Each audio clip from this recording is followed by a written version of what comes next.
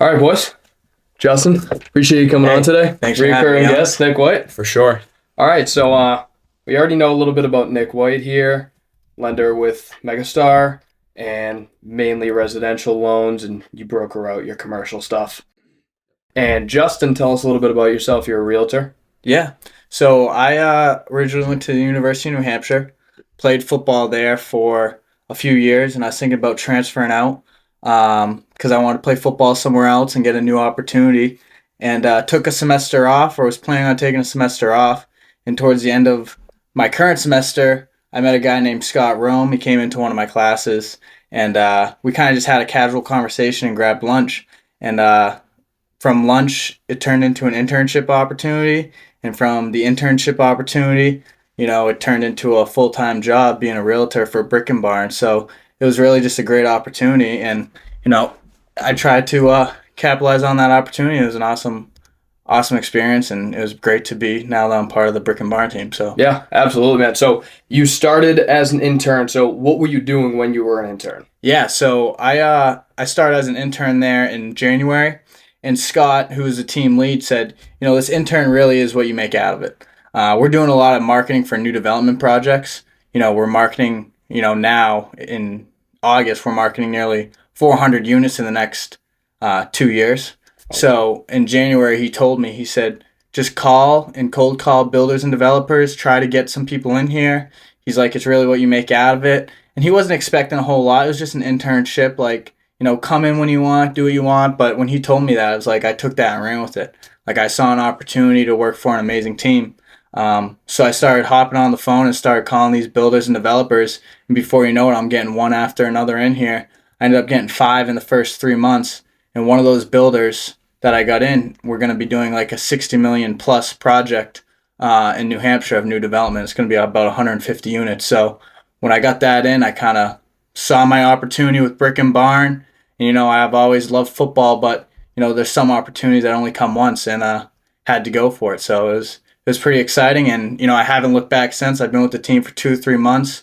And some of these projects and builders that I got in are going to be breaking ground in the next, 3 to 4 months. So it's going to be a big year, 2024, for the Brick and Barn team, and I'm very excited to be a part of it now. No, Yeah. that's awesome, man. And that's kind of a unique way of going about it because a lot of people have their own stories about how they got into real estate, but yours, like you told me, just dropping out of college for this opportunity, and I think you set yourself up pretty well too.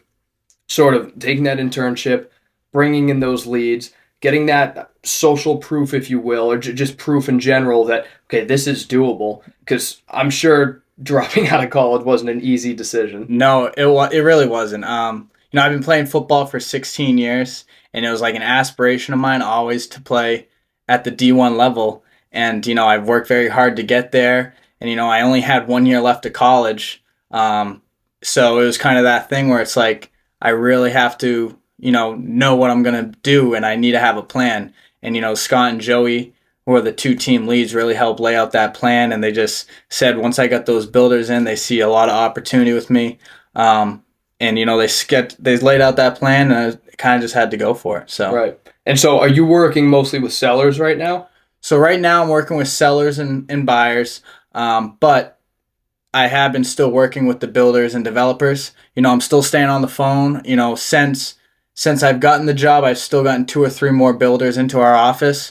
So I'm just trying to create this momentum, because once all these projects start hitting in 2024, 2025, I'm going to have, a ton of inventory to sell. And that's kind of the plan. And that's kind of the reason, my thought process was to just keep bringing these builders in, because there's so many on the Seacoast. And really, our team at Brick and Barn really separates from other real estate teams in the aspect of marketing for new development and builders projects. So Right. Yeah, and I come from the new construction world, so I know how great new construction is, not just because of the new factor to it, but also, I mean, we take land and we create inventory. And in a state where, not even state, just state of the market in general, where we have such low inventory right now, we're seeing that reflection in home prices so high, so inflated, because the demand is so high yet the inventory is so low. Yeah. So, going for those builders and that new construction,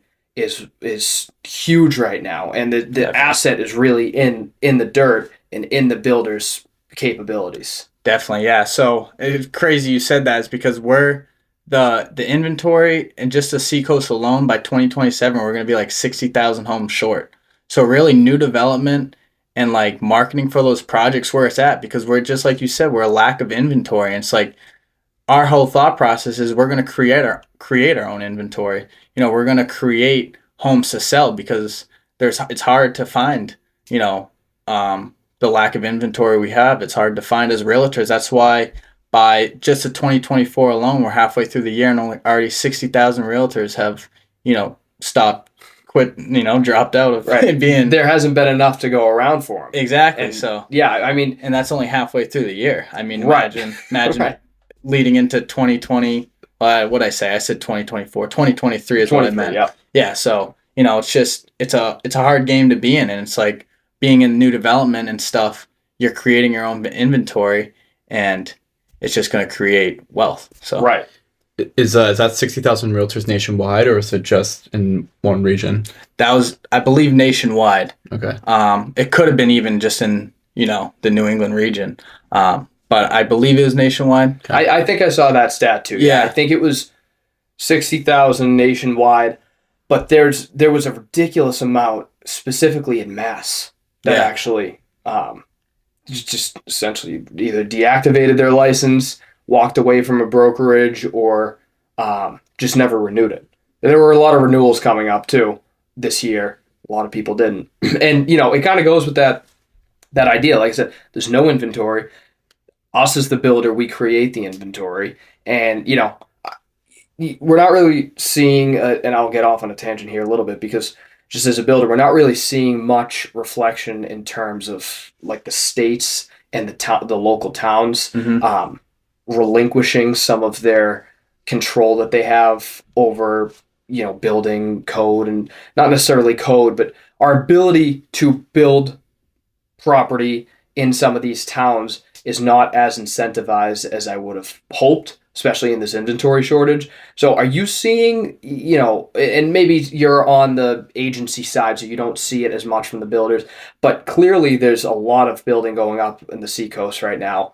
Are you seeing like some incentives from the local governments for those builders, or do you even know anything about those? I'm not an expert, so I won't be able to touch upon it that much, but I am seeing not as much as you would think. I mean, there's a lot of towns that have so many building approvals that you have to get done, and you have to get all these permits pulled, and I mean, it's just a process. I mean, we're trying to get projects going in certain areas of the Seacoast and stuff, but the big problem we're facing is just getting these approvals by the planning board and stuff. Yep. And it's been a huge problem, and it makes me wonder, it's like if we're going to be 60,000 homes short by 2027 just in the Seacoast alone, why aren't they lifting some of these approvals and permits that need to be gone by the planning board? It's like, how are we going to have this inventory? Like, if we're going to be so short, how are we going to make up for it if they don't start lifting some of these things? So, I'm hoping to see some of that get lifted, because then obviously that creates more inventory for us as real estate agents to sell, but it also just creates more homes because we're going to be lacking them.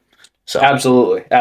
And especially Nick over here too. I mean, every single one of us is seeing a lack of, like I work in new construction full time, but I like flipping, and trying to find a deal right now to flip is next to impossible. Yeah. I've looked at like 20 this month, and every single one of them is either priced way too high for any margin, but people still buy them, or they're in such horrible condition that it's practically a knockdown. Yeah. And at that point, you want to build, but then again, with these approvals and the process that it goes through, it's usually not worth it for one lot. You need these large subdivisions. You need the subdivisions, yeah. So I'm trying to get this builder a lot up in Kensington, right? It's a 28 acres, I believe, lot in Kensington, and you can only put one house on it. You can't subdivide it. It's like, how are you expecting these builders to spend $500,000 on 28 acres if they can only put one house on it? It's going to have to be like a $1.5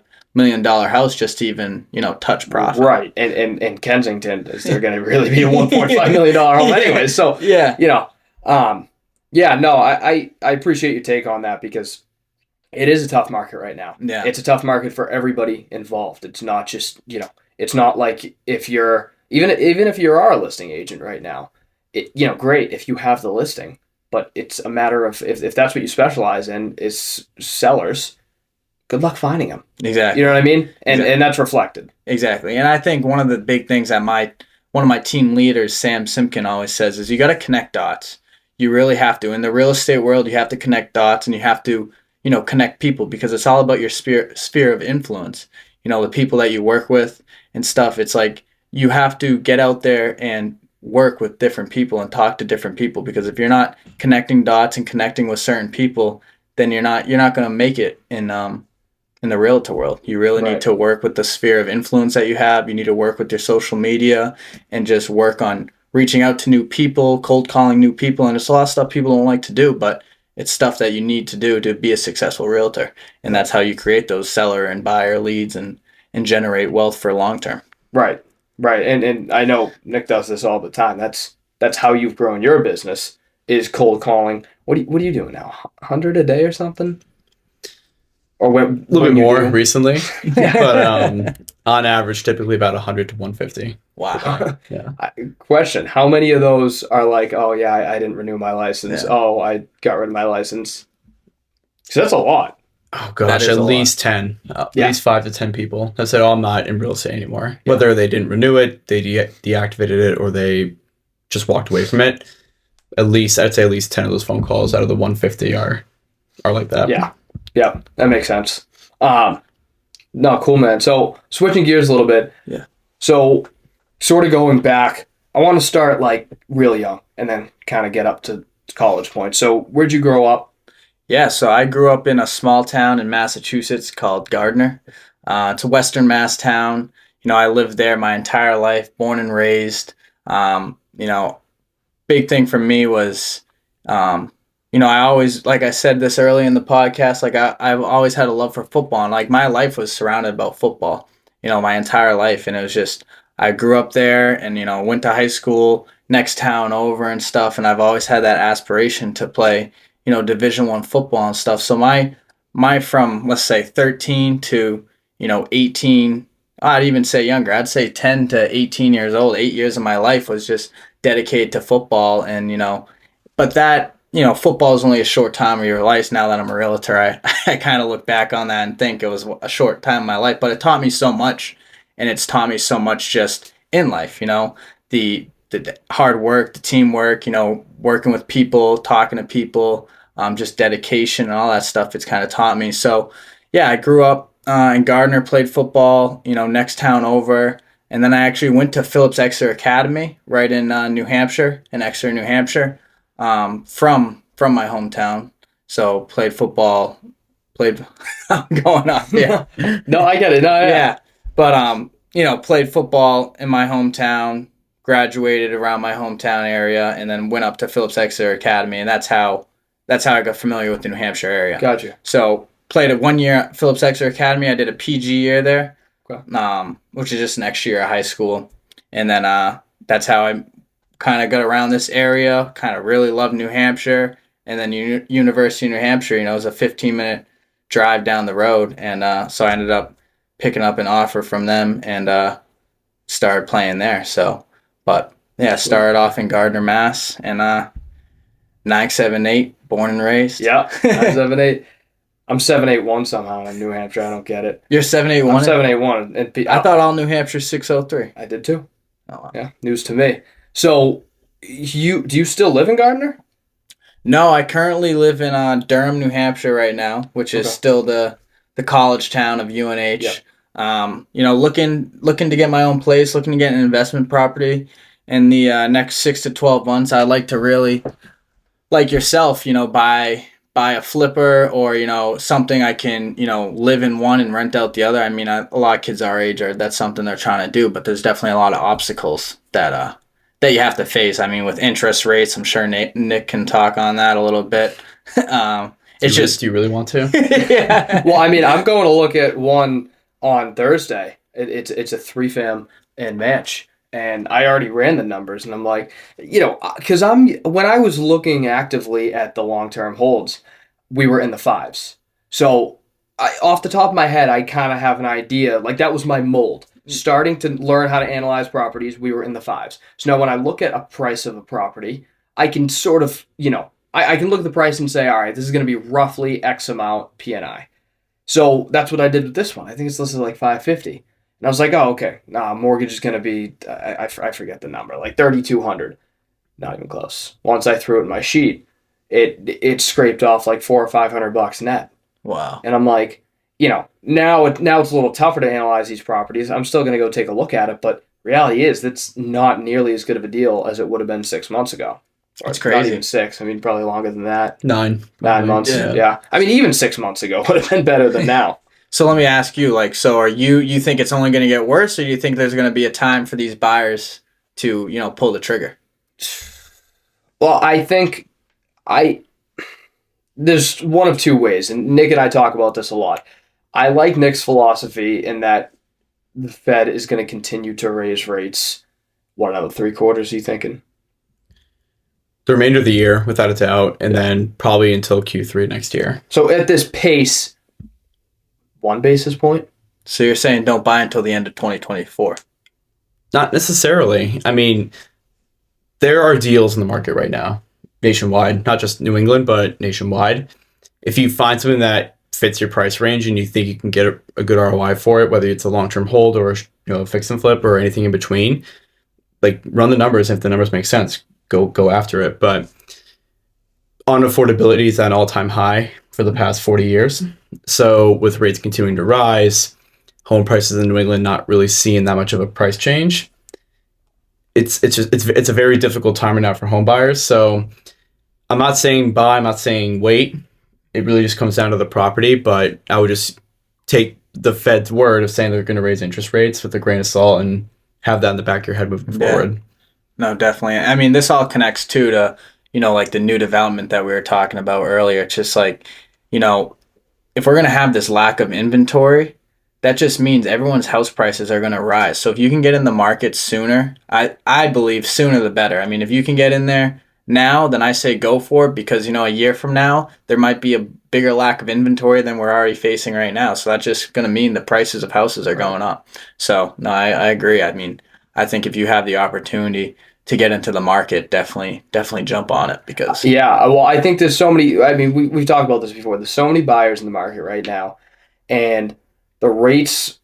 The idea is to combat inflation, and at least we'll talk real estate right now, the inflation that we've seen in the market, but it hasn't reflected yet. I mean, and not surprising. We have probably another 6 months before we start. I mean, I see price drops here and there. Yeah. But I also see price increases. I also see things closing for 10% higher than they were listed at. and I mean, even in Salem, like my worry is that the lack of inventory is going to continue to force the Fed to drive the rates higher, because the rates are not, what they're setting them at is not working, because we have such a lack of inventory. And then raising the rates is going to scare sellers more, because then they don't know where to go after. So it's like this vicious cycle where I feel like there has to be a happy medium where we find, a reflection in home prices. They start to drop as rates go up, but it's not as scary to sellers. And I think that we do that, again, with adding as much inventory as possible. At least we can get rid of the supply and demand issue. Yeah, definitely. And then, we face the sellers not wanting to sell, but that's a non-issue if we're continuing to build new inventory. Yeah. So what do you have to say to all the people? Like, I hear it all the time, I'm working with different buyers, and they're like, I'm waiting for the market to crash. It's coming soon. What do you think to people that say that? I think the best time to buy, and I wouldn't say that now is the best time to buy. I wouldn't say don't buy. It's certainly not the best time to buy. I do think, though, in a normal inflation or normal rate increasing environment, like I said, home prices tend to drop as rates raise. But I think that if you're going to choose whether you want a high rate or overpay for a house, choose the high rate, because that's the variable. 5 years down the road, you can refinance the rate. You can never readjust what you paid for the house. So like I said, in a normal rate environment, they're, an equilateral relationship. Yeah. And I hope that we see that soon. And if we do, I would urge buyers, bite the bullet on the high rate, even if it's at a 9. If it's at a 9, but prices decrease by 15 or 20%, which is steep, but let's just say for the sake of argument, 15 to be safe, that's a good deal. Because the reality is when rates drop back down to the 5s, hopefully, that I think that's a fair number to look at in the next 5 years. If they drop back down to the 5s, but you paid 20% less for the house at that time because they were so high, you won. Yeah. Because now you have a lower rate and you paid 5 years ago a much cheaper price for the house. Mm-hmm. So I would say don't be too hesitant to buy, but certainly be a little more cautious when you're looking at the price of the home. You got to be. I mean, I just sold a house in Gardner, my hometown, and it was, nearly $60,000 over asking. Yep. It's just like we're seeing this all the time in the inventory. Just, buyers. I mean, it's kind of, it's sad for buyers because, you get 20 offers, you put 20 offers in on a house and you can only accept one. So it's just like a lot of people and a lot of these buyers are just, getting denied their offer. And it's like hard to see, but that, like you said, that's just the market that we're in right now. It's just, you see all these people that, put in their offers and stuff. And it's just a tough thing to see. We need more inventory because those buyers obviously aren't getting their chance. Right. Yeah, no, there's a million factors. I mean, I don't know if you see this. In new construction, I see a lot of people coming to the table with cash. Like, there's more cash than I ever imagined was out there. Definitely. And yeah, I mean, 100%. It's like, people are coming, like, cash talks, like, big. I mean, cash is always talk. Cash is king. But in this instance, it's like, if you see a cash offer, you're going to most likely take that offer. You're going to take that offer over any FHA loan. I mean, some of the houses I've had listed, have had 15 offers and 13 of those offers were FHA loans. 2 of them were, conventional, mostly, 50%, 40% down cash. And those are the offers that we're looking at most because in the market that we're in, least risk. And I mean, that's obviously any offer that you're looking at. I mean, more cash, the least risk, but especially like in this market, it's just like something you really have to consider. Right. And in new construction too, I'm sure and I know this very well. Right now, it is tough, I will say, for buyers to get into a new construction project early because when they lock their rate and there's a delay in the project, that can make or break their affordability by the time that house is done. Oh, yeah. And, I'm sure you can speak on that a little bit more. Just being in the business, I'm sure you've done new construction loans. And, have you ever faced situations where delays in projects have caused affordability issues once the rates risen after the rate lock? There's different scenarios. It's not necessarily that right now, but there's different scenarios that I've seen. For example, I had a mortgage close on May 11th for a guy that was buying a new build in Pelham, New Hampshire. Mm-hmm. It's a 62-up retirement community. They're all brand new, projects. He originally put his deposit down, a 10% deposit, in November 2021. And he didn't get into his house until May 2023. Wow. Imagine having, 2.9% rate? 2.8% rate? What were the rates in 2021? 2.8, 2.9, or were they around 3? Yeah. No, they were... At one point, I know my parents have this one at 2.75. So, and that was about 21. It's crazy to think about. 2020, 2021. 2.75 couple free years money. ago. That's free money. That's a free mortgage, essentially. You look back, you're like, I'm crazy that I didn't buy a couple of years ago. Yeah. I know. It's just nuts. It's crazy how the one economic problem you face is just not being 5 years older. I know, right? Yep. That's a big, yeah. We all everyone sitting here faces that right now. I know, it's just getting... We're all in our early 20s. It's like, man, if we were 29, we'd be worth over $1 million each. Well, right now. dude, that's what I say, and I look back and I'm like, I wish I had cash in 2021.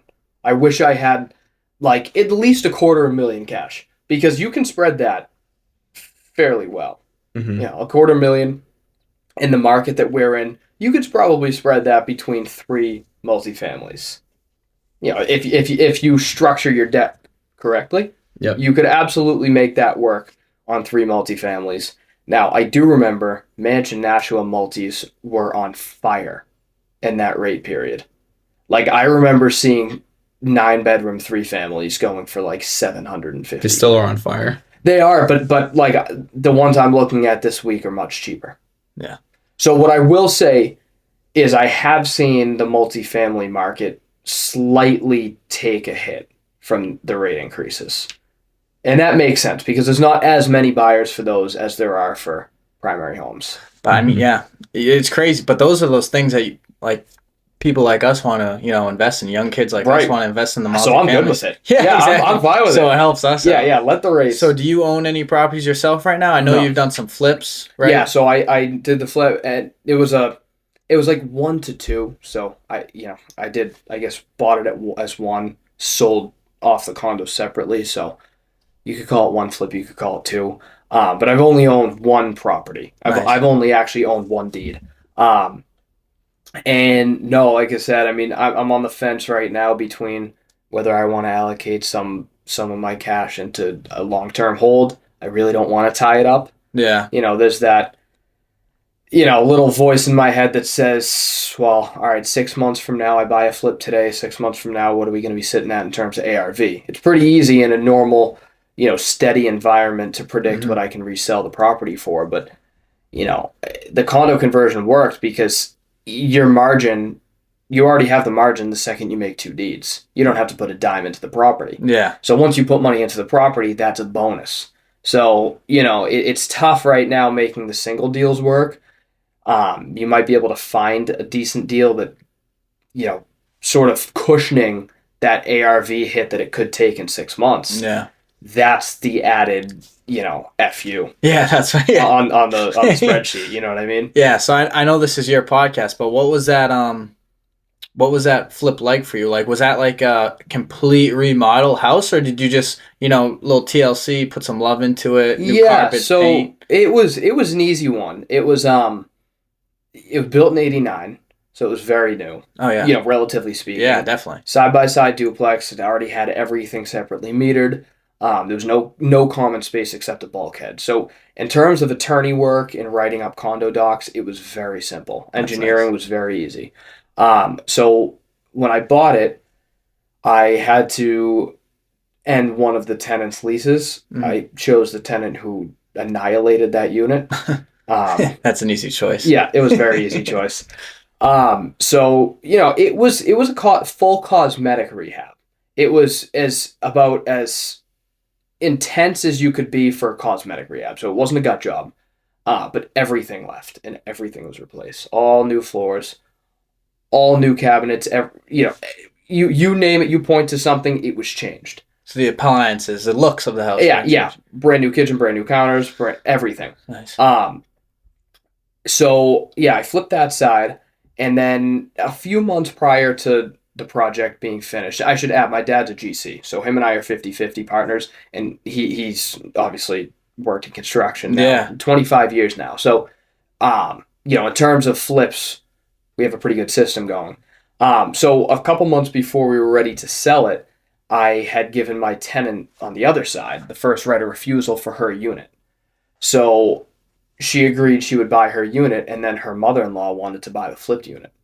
So I actually never had to put it on the market. Wow. I never had to talk about a dream first deal right there. Dude, It was a unicorn property. Yeah. Like, I still look back and I'm like, we got very lucky in that we were able to maximize just about every dime out of that property. That's awesome. Just everything kind of fell into place. And yeah, it was a great first project. It taught me a lot. It was intense, but not too intense. Yeah, and I hear a lot too, is like the first one's the hardest one.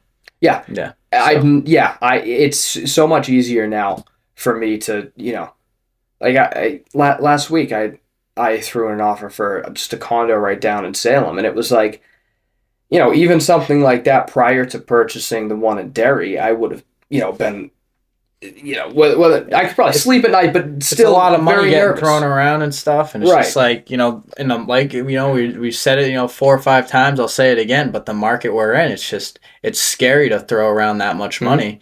So I definitely understand where you're coming from, and that's kind of where I'm at too. It's like, I want to get a property in the next 6 to 12 months, but it's like it's a scary time. It's like I don't know what's going to happen. Right. It's hard to predict, but like I truly believe, I think if we get in now, anyone our age, if you can get in now and if you have, the opportunity to get in, you'd go for it because I think it's going to pay off in the long run. It might suck for a year, maybe two if something happens, but in the long run, future down the road, especially investment properties, I think you're going to be holding on to a nice little check there at the end. Yeah, of the, absolutely. end And of the tunnel. so you're looking in the investment world right now.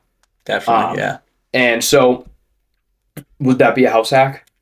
Yeah, it would be. But, the biggest problem I'm facing right now is, I'm a fairly new realtor. It's been about 6 months I've been. So, I I'm my I'm facing the problem of getting, approved for a loan right now just because, I have money saved up and I'm ready, to, put a down payment on a house, but it just I need two years of my taxes. So that's kind of the problem I'm facing. I know I can have a what's it called? Cosigner. And, I've looked into that opportunity there with a few different people. So that's always on the table. And that's really what's going to get me close to my six to 12 months is having a cosigner. Because, I'm ready to put a down payment on a house. I have the right connections with, hacking a house and, well, not hacking a house, but fixing it up and doing it myself. I have the right connections. My dad's a plumber. He's a master plumber. Brother's a master electrician. The blue collar jobs kind of running my family. So like I have the right connections there. So it really just comes down to, getting either approved for a loan or, having a cosigner. But, that's problems that we all face our age. I mean, we're all, either fresh out of college or, new to the real world. So it's problems that everyone's going to face, at our age, 20s, young 20s. Right. But it's definitely something you just kind of got to go for. You got Tyler as a construction connection now too. Exactly. There's one more connection. Yeah. I didn't even know that coming into the podcast that you do, and your dad's a general contractor too. I didn't even know that. Yeah. So I work project management and sort of like he just has, 100 times more experience than I do, but we do similar jobs and I oversee new construction. He does renovations and stuff. Yeah, that's pretty cool. So you guys do you just do spec homes, or you guys are doing fixer uppers, or you guys do? Yeah, so it's so the company that I work for, and actually I had a very similar story to yours. I started as an intern too with them. It's funny enough, they're actually my next door neighbor. No, that is and they're builders. Funny. So I work for them, project management, like on site, and then my dad and I we do flips on the side, trying to increase that volume a little bit. But he still has his own construction company that he's been running for 25 years. Wow. And so he'll do, his main job is like just renovations, bathrooms, kitchens, additions, stuff like that.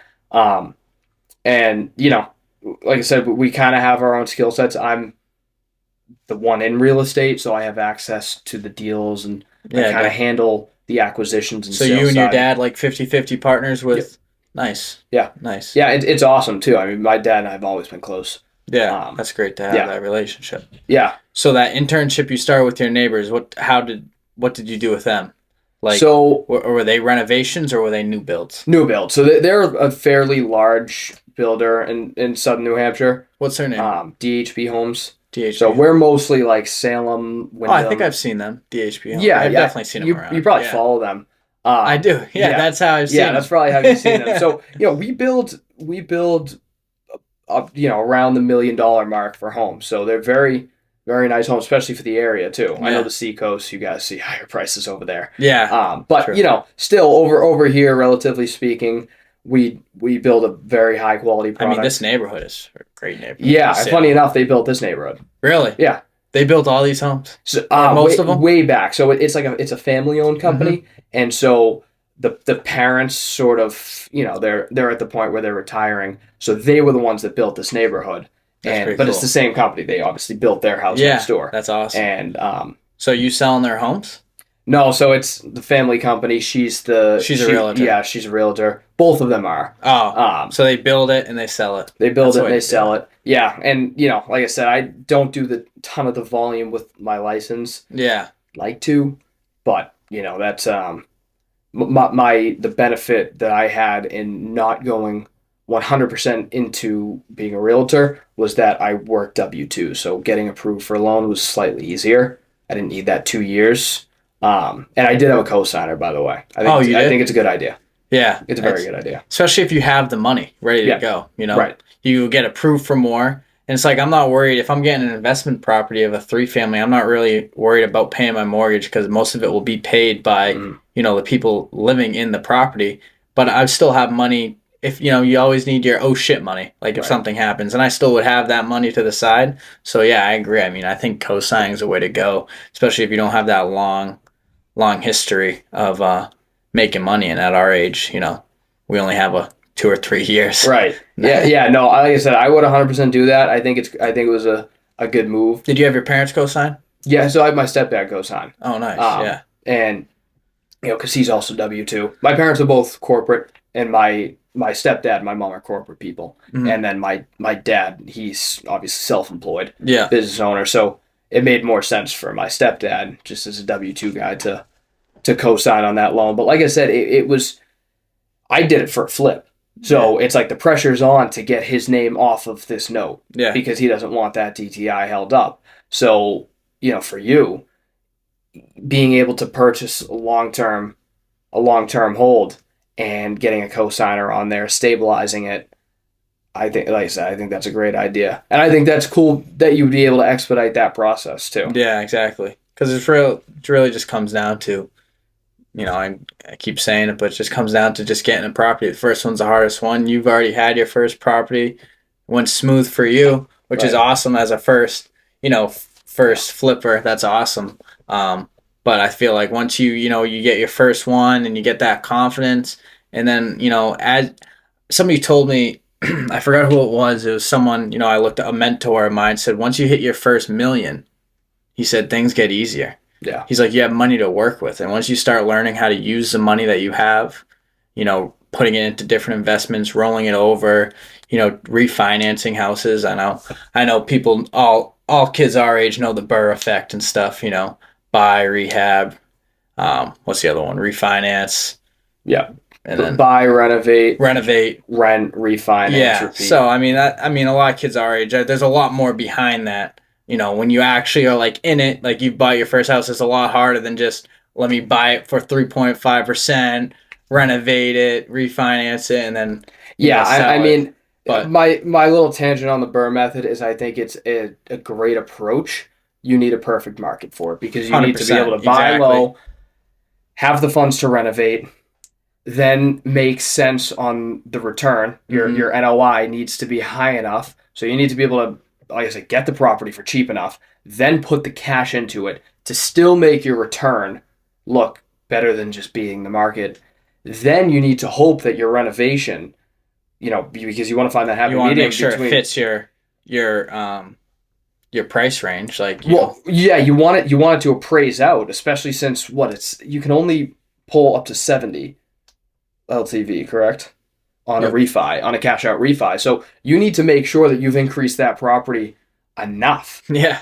People don't realize that just looking we got all these people watching just social media, the quick posts on social media, and they're like, oh, I'll do that. It's like there's a lot more behind it. Right. It's like you got into that loan for 5% down, but now refinancing, you're theoretically going to be 30%. Yeah. Maybe not out of pocket. But like I said, you have to find that happy medium between, all right, well, I'm renting this, so I don't want to put 50 grand into this unit. But at the same time, if I don't put in 50 grand, it's not going to appraise out for my refi to make sense. It's a great method, but you need to, it only really works on an uptrending market because as you renovate, prices tend to increase, rents increase, then the refi at the end is a bit higher. So, like I said, I don't think it's a bad method, and I certainly think it helps to look at a deal. I think the most beneficial part about looking at deals as Burrs is that you get to analyze it in different ways. Yeah. So you get to look at a deal and say, how would this work as a hold? How would this work as a flip? How would this work as just an equity leverage point, right? Like I know a lot of people who just purchase property for the sole fact that it's in a slowly increasing market that doesn't have too much fluctuation. And similar to like life insurance, where you're sort of putting it in to have a leverage point down the road. Same thing with some of these assets, is people will park their money into it, hoping that they get 6% return annually on it, and from an equity standpoint, Yeah. so that in 5 years they're able to borrow from it. Yeah. There's a million different ways to go about it. No, definitely. And I don't even know how we got there, but I know that we were talking about getting your first, just get your first one. Yeah. Moral of the story, get your first exactly. property. Get your first. And get, once you hit $1 million of, investments and, you have start money to work with, then it's just going to get easier. And that's kind of where I think we're all at in this stage. I mean, we're all in this game. And, a lot of people our age are in the same game. So it's just like... You're going to be buying yours soon, huh? Yeah. Me? Yeah. What do you qualify as soon? 12 months? That's ideal. 12 months, 24. Okay. In the next 1 to 2 years, for sure. Yeah. You would buy an investment property? Probably a house hack. Oh, yeah, so investment property for sure. Yeah, nice. In Denver?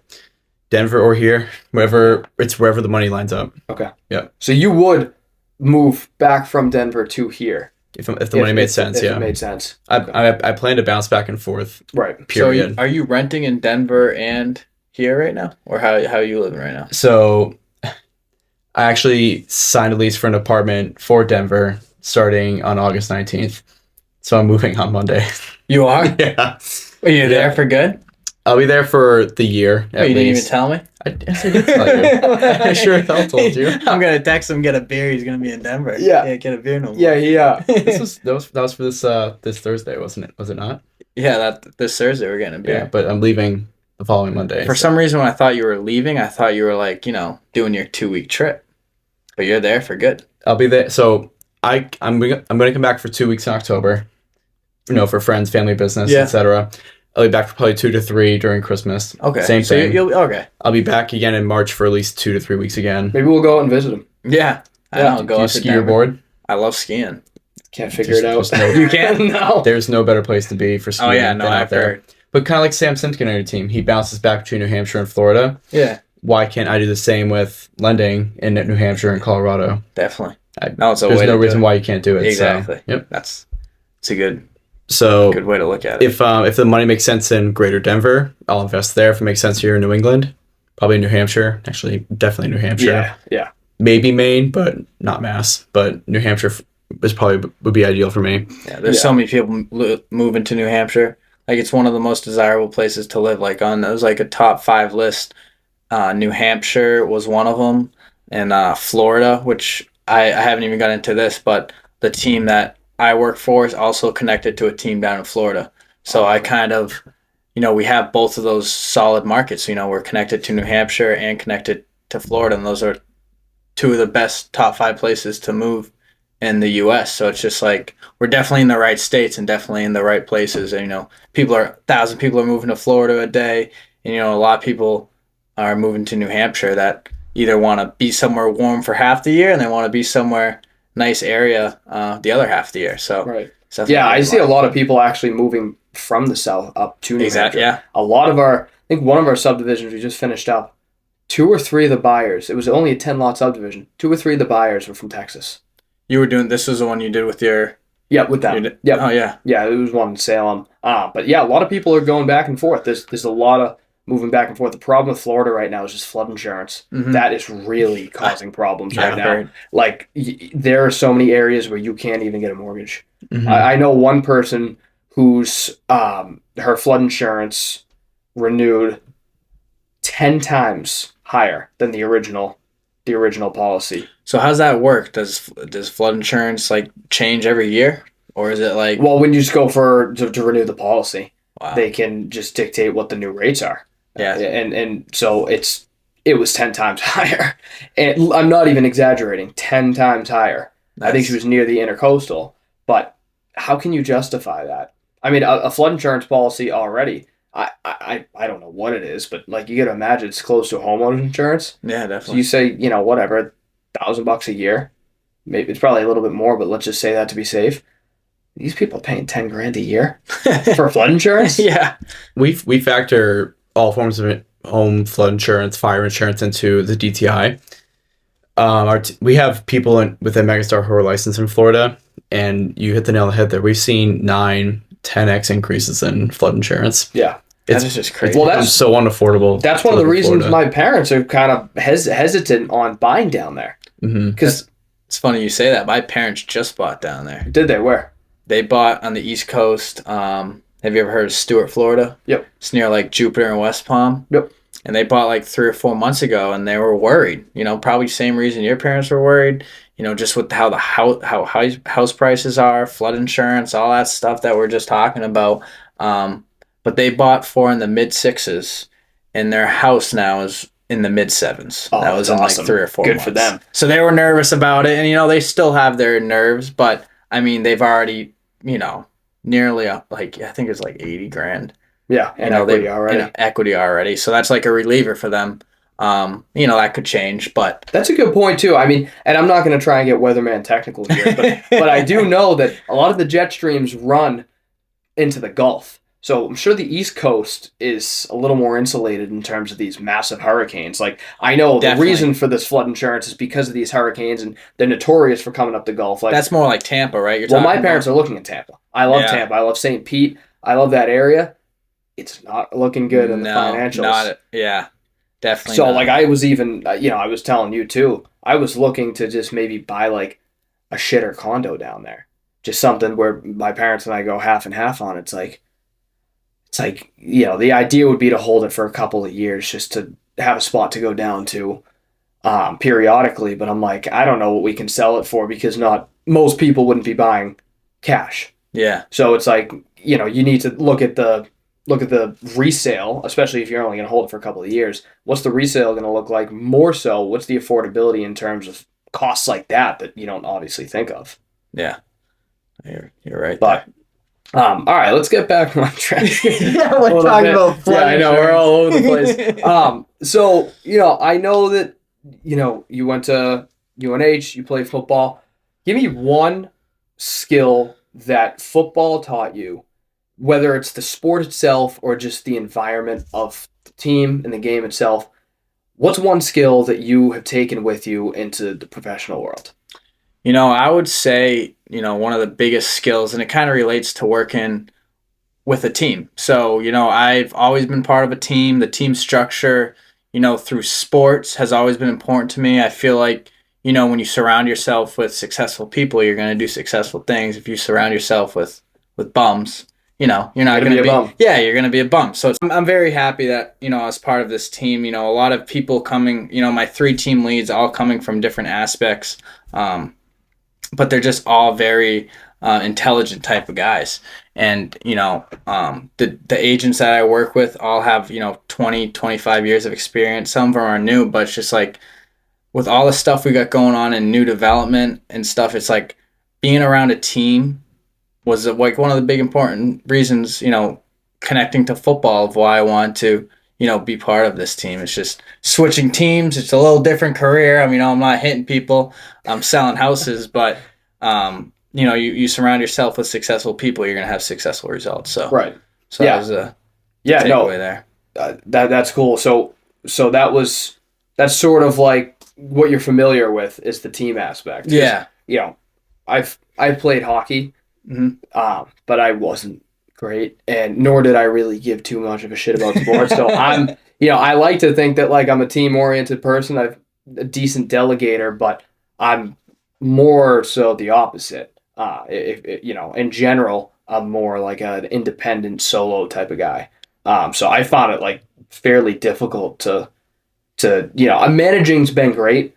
Like being in project management has been awesome because I get to work on those skills of delegation and, connecting with other people and, but that's cool. So that's a skill you took from football. But what do you think your biggest asset is? Just, because like you said, your mentor, he came from a marketing world. So the skill that he brought to the table and paired with real estate was marketing. Yeah. And some people are better at sales, right? So just like talking and networking with people. Somebody I had on a couple of weeks ago, who was an engineer, his skill was he's just very systemized. He was like, he had organization from an engineering background. So is that really like your general skill, Or is there an overbearing skill, like something that you're just very good at naturally, not even that came from football necessarily, or it could have. It could be the team aspect. Yeah, I mean, I've always had a strong work ethic. So, I mean, that's something football's taught me. But, just I've been resilient and just, I've always just go out there and just get it done. Like, that's my thing. I try to go get it done. So, like, go back to the internship, cold calling these people, cold calling, Nick could probably touch on this, isn't the easiest thing, to reach out to people you don't know and, talk to them, have a conversation with them. And, so I think for me, it was just the work ethic and the resistance, the builder that I got in to do the $60 million plus project, I called him 4 times. He picked up the first time, said, call me back. It wasn't seemed that interested. Didn't answer me the second time.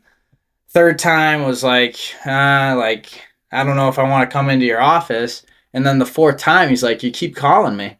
He's like, there must be something. He's like, I'll come in, give me the address. We set up a time, and he comes in to the office.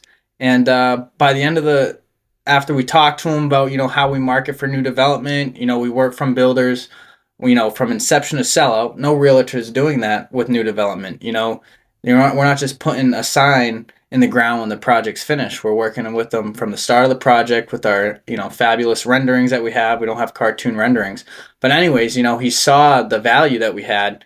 And at the end of the meeting, he thanked me. It was like, thanks for calling me, 3 or 4 times. I wish I came in the first time you called me. So I think it was just, just not taking no for an answer and just, getting out there and, being resilient. So. Yeah, and that's what I'm sure, like you attested to Nick too, doing this. That's really what separates you. That's why you found the 60,000 agents who quit, because they didn't have that resilience. And I don't mean that to be offensive, but just in reality, that's the case. Yeah, and another thing too on that is just going back to the team aspect. Like for me, you can take you can study paper for real estate and stuff and take the test and get your license, but that has nothing to do with closing a deal or, getting leads or getting referrals, or it's connected back again to connecting the dots. It's they don't teach you this stuff in the exam. So for me, being part of this team for the past 3 or 4 months, I've learned more than I have ever in college, just of it's not what you know, it's who you know. I mean, that speaks heavy in real estate. It's it's just about talking to the right people, making the connections with the right people, being seated in front of the right people. And that's something my team's taught me. It's I don't know how I would have, gotten where I am already without that team around me. So fast forward a year or 2 from now, with all the new development projects that are going to hit in 2024 with our team, I mean, I can only imagine the success that's going to be around Brick and Barn. Right. So, all right, we're 2023 now. We're halfway through. If you had to give me 3 of your most important goals for the next 12 months, so I don't mean January 1st of 24. I don't mean January 1st of 25. I mean now until next August. From now until next August, what is a fiscal goal that you have, financial? It doesn't have to. You don't have to give me a number. Just business, fiscal, whatever. What's one skill that you want to acquire, and what's one personal goal that you have? Just in your life, something that you want, a hobby or whatever. You answer it how you want. So, finance wise, we've been talking about. I want to own my first investment property. I mean, I feel for me, talking about. Interest rates and stuff, yeah, they're high, but what's higher right now is rent rates. I want to own my own place. So that's a big financial goal for me, is just getting my own place. I'd rather be paying a mortgage and paying, technically myself than paying rent to, it's just, FU money. It's just gone. Once you pay your rent, you can't get it back. So that's a big financial goal for me. And that's something I'm really going to work on by next August, that I want to have an investment property, a duplex, 3-family, something.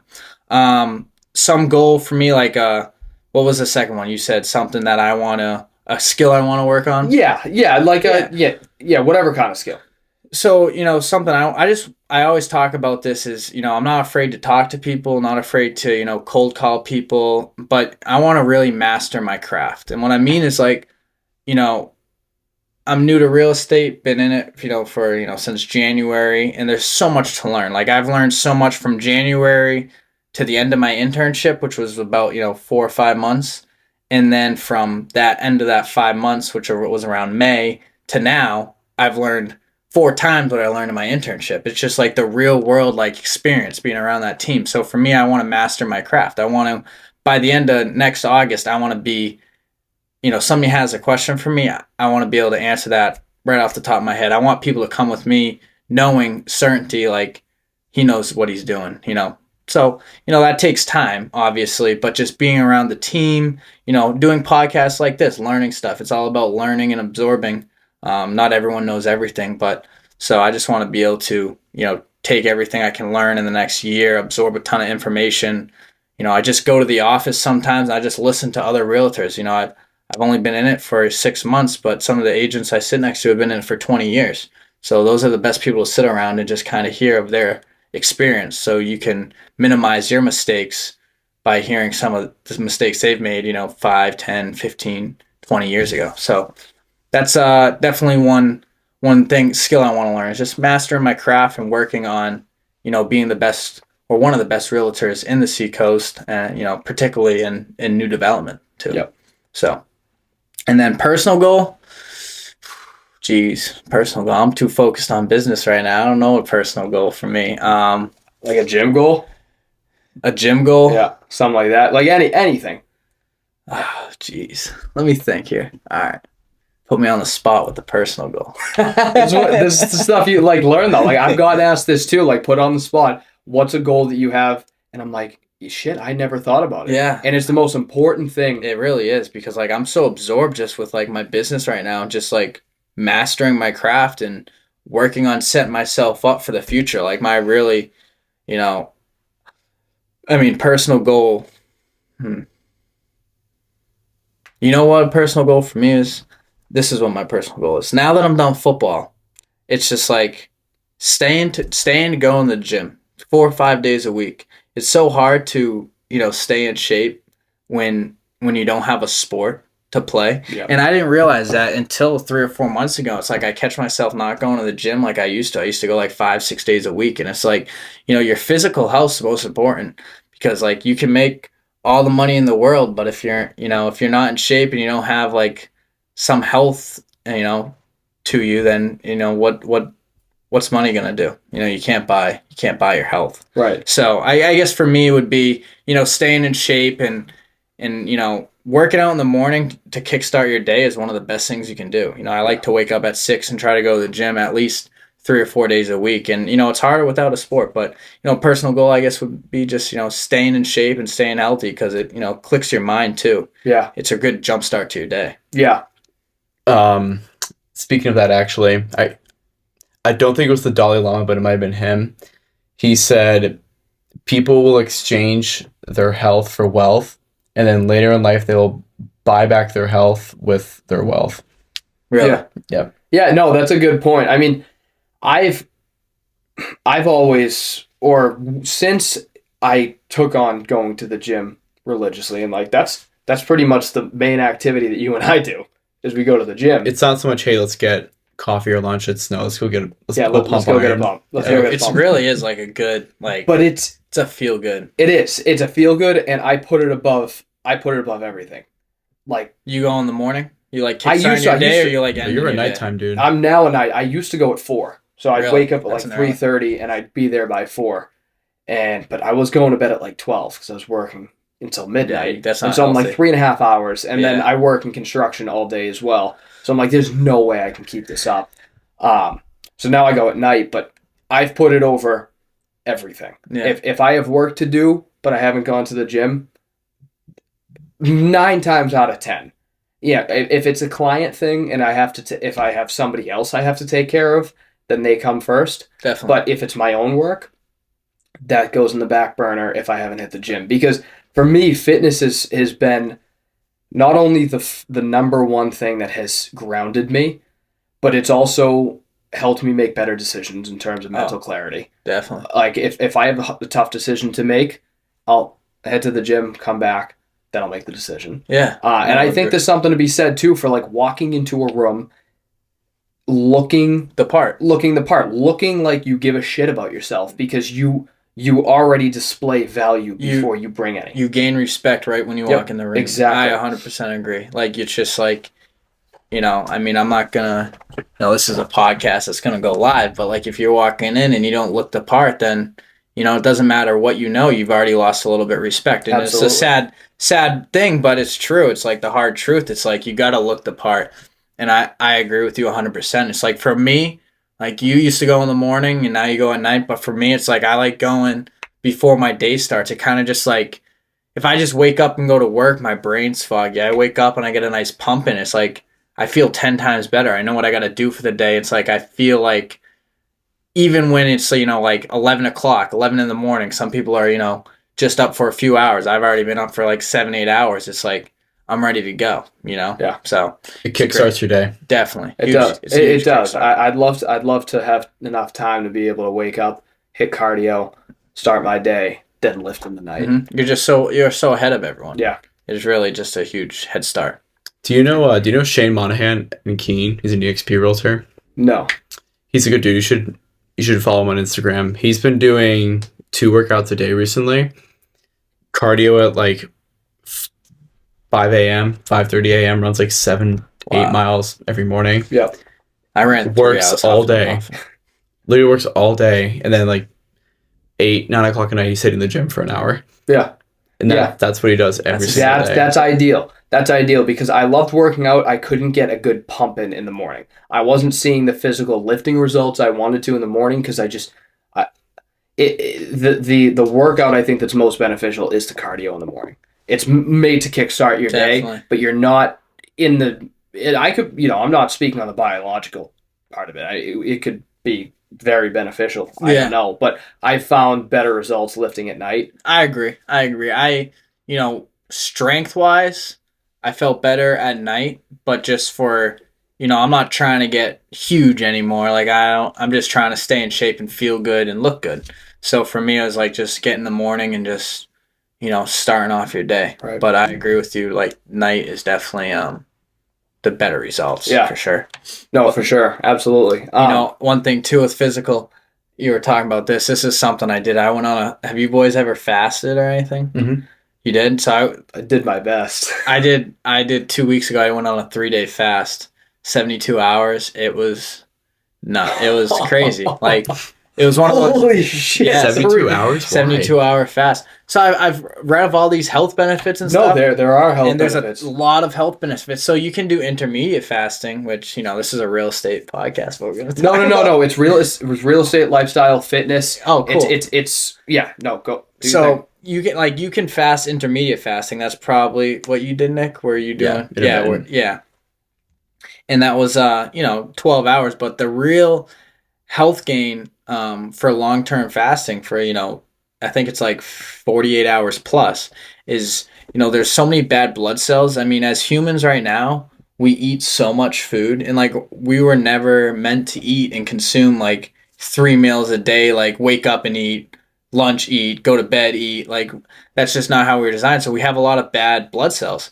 So there's like a lot of studies behind it of fasting long term. 3 times a year you do like a 72-hour fast. It's not often. No, I know it's very unhealthy to do it all the time. Very unhealthy. So you do it once in a while and it cleans out the bad blood cells because you're giving your body nothing to work with besides water and salt. That's all I had was just water and salt for electrolytes, and obviously I had to stay hydrated. And it's kind of like a flush. You kind of clean out all those bad blood cells. And there's a lot of studies like when you get sick, like you get a cold or something, if you go on like a 3-day fast, like your cold will go right away. Like I've heard that, yeah. So, and there's a lot of studies behind like, it helping less, like you won't have a cause of cancer and stuff, like less cancer relations with that. So there's definitely a lot of health benefits behind it. So I want to try it. Like obviously, anyone can post anything and say there's health benefits. So I want to try and see how I felt. And honestly, like after my 3-day fast, I broke my 3-day fast at like 6 p.m. It was my first meal. And the next morning I felt like $1 million, Yeah. like ready to go. Like, and even during the fast, I mean, the first day was hard. You know, I've never gone 24 hours, never mind 72 hours without food. So I kind of just went for it. And I was like, my mouth was dry. I was like, oh, damn, like I can't eat anything tonight. Woke up on day 2 feeling great, like 100% energy, no headaches, nothing. End of day 2, I felt great too. Day 3 morning felt amazing, like Really? no food. But day 3, like afternoon, I was like, damn, this is tolling on me. I went to the beach too. I was like, damn. Yeah. Like still going to work. Like I still went to the gym. I still went to work. Like I just went about my day, but just with no food, just water. And honestly, highly recommended to give it a try. And if you can't do 72 hours, try like 24 or 48. Imagine you trying to do a fast with all your lunch meetings. You'd be oppressed all day just sitting around that food, was not hard. being able to eat. In the lunchroom at work we had, oh my God, people were cooking food. I'm like, I got to get out of here. I'm out. I feel like I have lunch meetings like 4 days a week with people. I'm like, that'd be tough to do. Oh, that'd be horrible. It was tough. Yeah. It was a good mental thing too. Like it was just like a mental, like it was more like as much as it helped me, I think physical, and I think in the long term, I'm going to do it like twice a year. And I think it's going to have huge health benefits. But for me too, just mentally, it's like something I just wanted to see if I could push my limits a little bit. Like, Yeah. why not give it a try? See if I can do it. Yeah. I mean, a couple of my friends tried it and they went like 22 hours. So Maybe, it's like, maybe I'll give it a shot. You might have inspired me to. yeah, give it a little shot, see if you like it. That'll be a tough one though. It feels good when you're done though. Yeah, I'm sure. And I didn't have a headache like I was worried like if I didn't eat, like I'd have a headache because whenever I have headaches, I'm like, oh, I must have to eat something, but that must not be true because I Right. must just be dehydrated. It's usually the cause Yeah. is dehydration. Yeah. So Um, on that note, I'll take Yeah. a sip of water. There you go. I might as well ask you too. I know I asked you your goals, but I think that was a maybe more specific way of asking. What's a fiscal? What's a skill? And what's a personal? Yeah, fiscal goal for what, for the next year or 2024? It doesn't, like I said, doesn't have to be a number. Just a business or a financial milestone.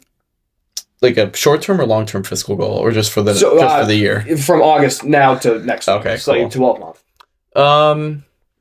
Definitely to move up in the rankings for production for Megastar. This year is obviously a bit low, just industry wide. So also just being younger and building more connections and utilize my resources more. So just really honing in on those more would be better for me in terms of like a fiscal goal to achieve. A skill goal to achieve, I guess, again, just kind of like Justin, mastering my craft as a lender, being always up to date with market updates, economic trends, etc. And then just trying to find different ways to provide value as a loan officer, such as cutting my commission recently. So, not to interrupt you, but I do want to talk about that. If you're ready to talk about it now, if you had more Sure. to add, whatever. yeah, so me and my branch manager decided to cap our commission in order to utilize that extra commission we would have made into helping with either the closing costs or buying down the interest rate further to help our buyers save a little bit more money at the closing table or throughout their monthly payments as well. Yeah, so you capped it, and so the idea is to just really to use those funds as for whatever the buyer needs. So if they don't need to buy down the rate, I mean, obviously it's always good to buy down the rate, but if the rate's decent and they're okay with it, they apply it to closing costs, or they just it's just a sum of money that gets allocated to the best spot possible. How does it work?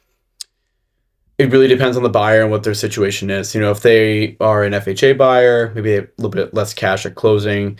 We'll put those money towards to the closing costs so they can have more liquidity after they close. Or, if they just want to have a lower monthly payment, allocate that towards discount points to buy down the rate. It really, again, it just depends on the buyer to see what would make the most sense for them financially. So I gotta ask, what's your reason for doing this? Build market share. Build market share, yeah. Yep. I mean, that's... Again, we talked about how many LOs and realtors are leaving the industry right now. So this is the time for us to really capitalize to make our names more known in the industry. Definitely. So I mean, that is one. if I can help close more deals that way and provide a value like that, It's all about the future. You're setting up your future. We're all doing the same thing. You're using it to pay your dues now. Yeah. It's like paying your dues. But it also, like, I like it a lot because it also just goes with your personality. You're just a giving person, and that's, an admirable trait of yours. So it's not surprising that that's the route you took to kind of differentiate yourself from other LOs. It's going to be a huge difference. It's going to be huge. Absolutely. Mm-hmm. I don't know anyone doing that. I don't know a single person doing it. I mean, I want to use you right now. Go buy a house. Exactly. Pay down my rate. Yeah. Let's get it down to like a 2. Yeah. That's awesome, though. That's a 2. Good luck with that. But so how much after, taking your commission cut, like what are you, I mean, I don't know if you just started this, but like, what are you seeing as results? Like, have you used it with any buyers yet, or is this fairly new? Buyers are definitely, happy to hear it. Who doesn't love hearing, oh, hey, by the way, you're going to save money with your house. Yeah. Who doesn't want to hear that? So, especially right now when there's so much uncertainty around rates and home prices, also the economy in general, when someone is going through a pretty big decision to buy a property, regardless of whatever that, the reason for buying the property is, when you tell them, hey, by the way, I'm going to be able to save you a few grand or more on your house, whether it's up front or throughout the course of the mortgage, people are going to love to hear that. So yeah. So is that a couple points? Could it be up to a few points there? It depends on the size of the mortgage. Yeah. And then obviously I think the higher the mortgage, the more they're going to receive back. Yeah. So it just depends on the mortgage. And again, really however they want to utilize that money back to them is up to them. So you're doing that with all? Like all of them, yeah. From here on out, you're doing that with everyone you That's work with? if the commission's capped. Yeah. So you have the choice to cap the commission still? So if the mortgage is big enough to where I hit that commission cap, any dollar amount over that is going back into... So it has to be a big enough mortgage, yeah. too. Okay. Yeah. That makes sense. And, that's obviously a great way, aside from obviously just it fitting in with your character. It's also, like you said, just a good way to kind of differentiate yourself. And that's a great point, too. Especially us younger guys in the market and you being a fairly new realtor, what's your angle? How do you see yourself? I know we talked about your skills, but how do you differentiate yourself? Or maybe you haven't come up with that yet. What's some ideas that you may have, for just making it so that you are, when a client comes to you, they notice something different? Yeah, I mean, I think that just goes back to, my work ethic. I think it just goes back to, we're in a market now, and we're all young here, but like a lot of people are doing things old fashioned. It's like it's time for a new age of realtors to step up and use our social media marketing and use exactly podcasts like this and just use the resources we have. And you're seeing a lot of these realtors that are kind of getting to the end of their journey and stuff with being in there. And it's time for us to take our experience with the knowledge that we have and use it. I mean, social media is one of the biggest things that realtors can use right now. It's a sphere of influence that they can use. They can promote a lot of things on there and stuff. And I feel like a lot of these old-time realtors aren't using that stuff. So I would say that's part of it, is just, my work ethic and using the right resources that kind of separates me. And, I'm still learning a lot of new things and stuff. But, I'm around a team with 25 years of experience. So it's just like that we work for one of the number one firms in the country. So it's like, I'm around the right people. So it's like when I sign you up for a listing, or if I have a buyer client and stuff, you're not just working with me, you're working with my team. Right. So it's that's a big thing that separates us. You don't get one agent, you get 10 agents all working. We're all sharing your posts. We're all sharing the listing that you just have. And it just creates a lot of exposure for you selling your property. So, right. So you're with a great team, and that's an asset to you as well. Huge. And all the agents in that. Huge. Yeah, exactly. Just to have, 9 or 10 different agents posting your listing or sharing your listing is huge. I mean, we see it all the time, is like, we just, you see one of my agents shares my post, and then he gets a lead, a buyer lead that's, oh, I'm interested in that house. And that happens a lot. You got 10 different agents all sharing different posts and, getting the word out there and stuff. And it's just, again, goes back to that team aspect. And I think that's a huge thing that separates me and just being part of just a team with so much knowledge. Yeah, absolutely. Absolutely. You have anything to add there? No, you hit the nail on the head there, for sure. All right, cool. So before I jump into this thing that I do, I'll explain it in a second. Yeah. I know we talked about your 12-month goal. What's 3, 5, and 10? 3, 5, and 10. I'm still thinking about some of these goals myself, but my goal for me, and it's easy to say, you need to have a plan to put this into place, and I'm working on my plan right now.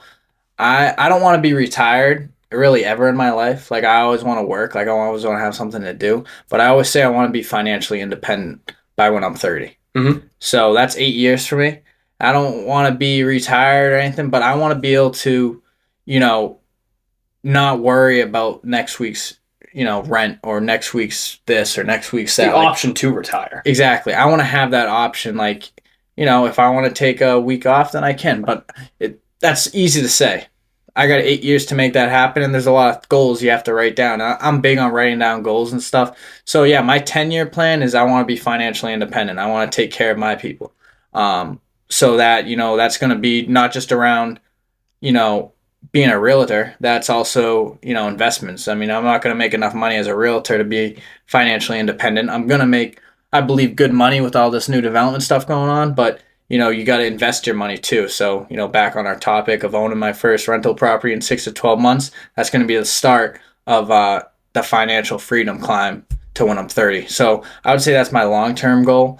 And then just, I want to be a great realtor. I want to hopefully, in 8 years with all this new development stuff we got going on, I mean, we should be one of the top real estate agencies marketing new development in the Seacoast. I mean, we've already have, I would say, I think there's 10 different projects that we got marketing right now, which I said 400 units in the next 2 years. So those are 10 different builders we're working with. And that number is only going to grow because they see the value that we can add from inception to sellout. So I do think that's cool. I want to add that too. I think it's cool that the way that you guys approach that. You found the niche. You found the area that we can work on, which is adding inventory. That's number one. So the market's huge there. I've seen just pictures of your office, and I think that the vibe that you guys give is is great in terms of aligning with new construction. Yeah. You guys have a new vibe, a modern vibe. I think that goes a very long way. Yeah, so we just got our new office, actually. You're going to have to come by. I told Nick he's going to have to stop by too, but we moved into our new office, and we got this whole place. It's a huge office, and I've been to other real estate offices, and I've seen other real estate offices. I'm telling you, when you come in here, you're really going to understand, another thing that separates us. It's just we have that office. It looks like a Boston office, but we're in New Hampshire. And it just kind of shows how professional we look. And, one room I'm going to touch upon, and Nick touched upon it when we were texting back and forth, but we got a room for our builders. It's called the Experience Center. So it's called the I got you. So it's called the Experience Center, and the whole idea is we want builders to come in and just experience the experience. So what that means is we want to take them in and just this room is made just for new development.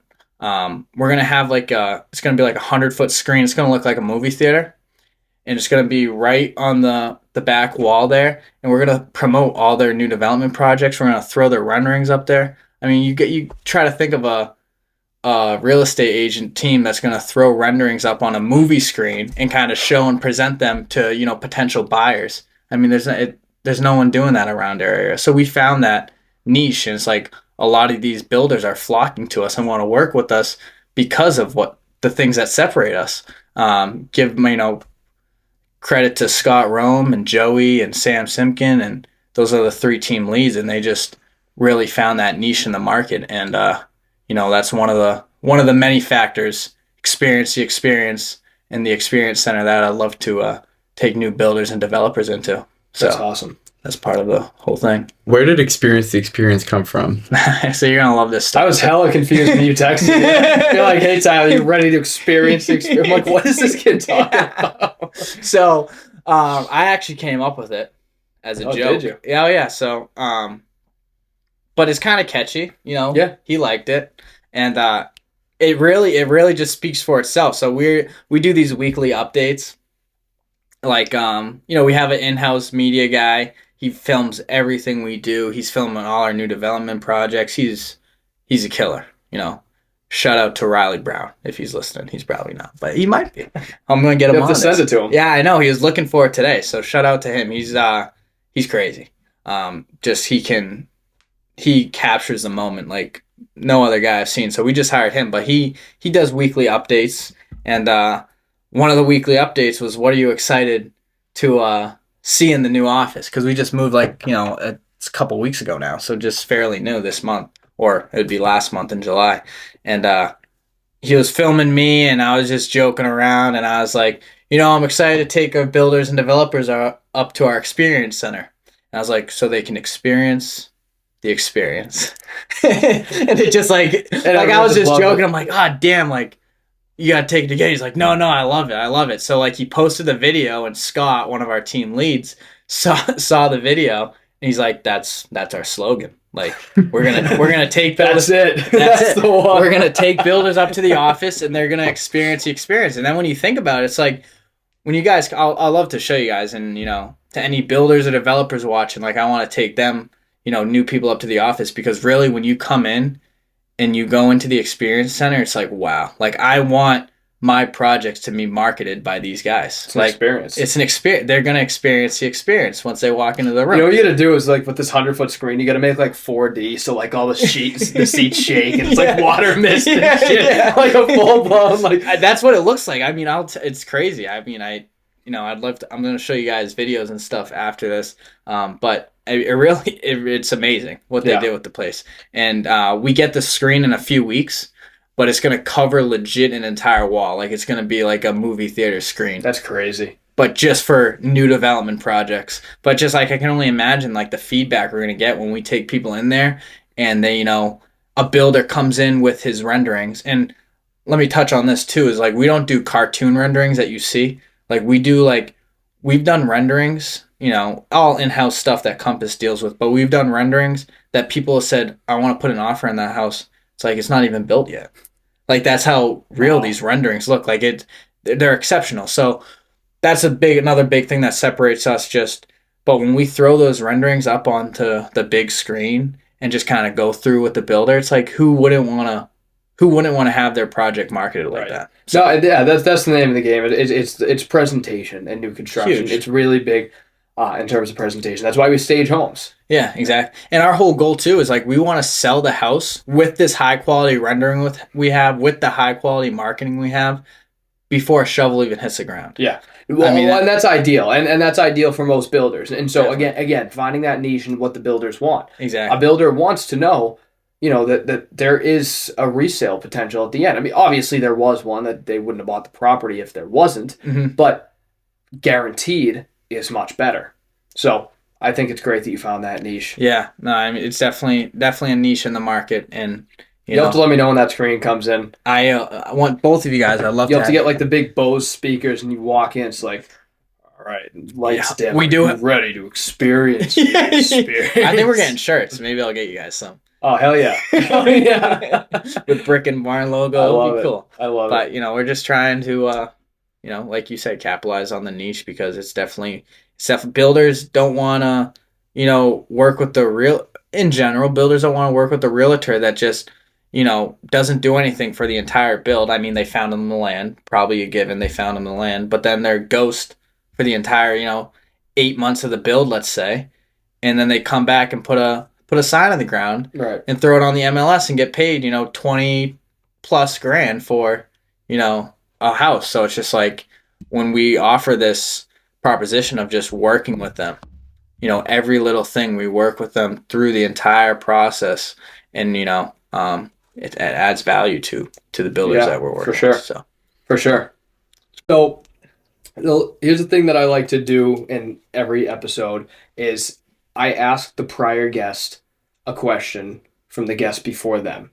And the idea of the question is so that you can answer it in a way that brings value to my audience. My audience is geared towards younger aspiring entrepreneurs or people who are just entering the business and are looking for those first couple of steps that they should take. And I feel like the most applicable people to give them advice are the ones who have taken those most recent steps. So what I do is I'll ask you a question right now from the prior guest that they asked. They didn't know who you were or if you were going to be on, clearly. I didn't even know until yesterday. So, and then you'll ask a question for the next guest. Okay. So the last guest asked, what is your driving force to do what you do outside of external influences?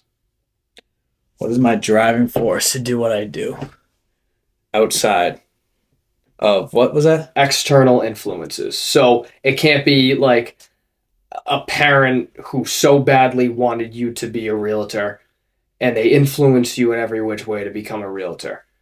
Like, what is your mission? Like, what is your purpose for doing what you do?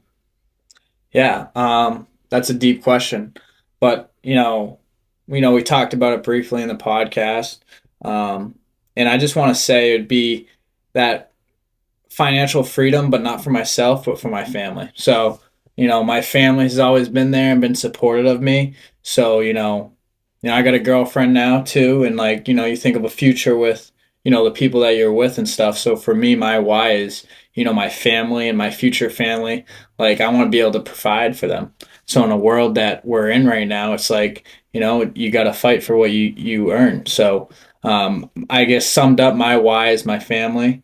Starting from my parents, they've always done everything and they've built me a strong foundation and stuff, but just even starting my own family and stuff, I want to be able to support them. I don't want to, worry about check to check. Like, I want to be able to be there for my family. And I'm only 22 now, so it's still, a few years down the road, but I guess my why is just, my family now, but also my future family that I know I'll have in the future. Yeah. So that's a big...